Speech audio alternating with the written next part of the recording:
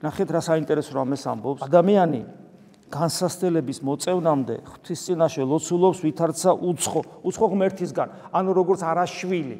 ჩვენ ხო შვილები უნდა გავხდეთ. და განსასწრელი სანამ არის და ეს ყველა ალბათ იცის მეტნაკლებად ვისაც დიდი განსასწრელები გამოუვლია, ყველა მიცის რომ განსასწრელამდე შენ სხვა იყავი და განსასწრელის მერე სხვა ხარ.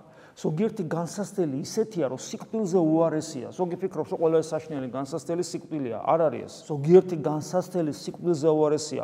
ეხლა ამის დაწვრილმანებას არ დავიწყებ, მაგრამ ეს ნამდვილად ასეა. საიდან ხვდები ამას, რომ ასეთ განსასწრელს რომ გაევლი და ის განსასწრელი, იმ განსასწრელს სიკვდილი რო გერჩივნა, მე ამ განსასწრელის მერე თუ შენ ქრისტეს არ უღალატებ და ქრისტეს ერთგული დარჩები, სხვანაირი ხდები, სხვანაირი ქრისტიანი ხდები. მანამდე თითქოს უცხო იყავი ღმერთისთვის და მერე უფრო მეტად დაახლოებული ხდები. ამას ამბობს ზუსტად.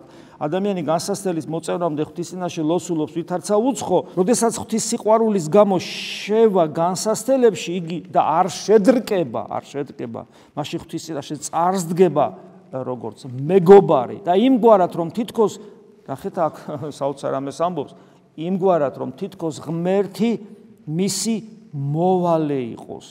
რადგან ღვთის ნების აღსრულებისას ღვთის მტრებს ებრძოდა და ზლია მათ. აი როცა ეშმაკს ძლევ როგორც ქრისტემ ზლია უდაბნოში, ამას ოფლის სული გებრძვის ათასნაირად. ხორციელი განსასწრელი მოდის და შეიძლება გატყდე, შეიძლება რწმენა დაკარგო, შეიძლება გაბოროტდე. აი ადამიანის მიმართ გაბოროტდე შეიძლება. ღმერთისადმი ესე იგი საყვედურია წარმოსხვა და გული გაგიტყდეს. სამრელოში ვიღაცამ გაწყერინა და მოგეჩვენა უსამართლოდ მოგექცა და სამრელოდან წახვიდე.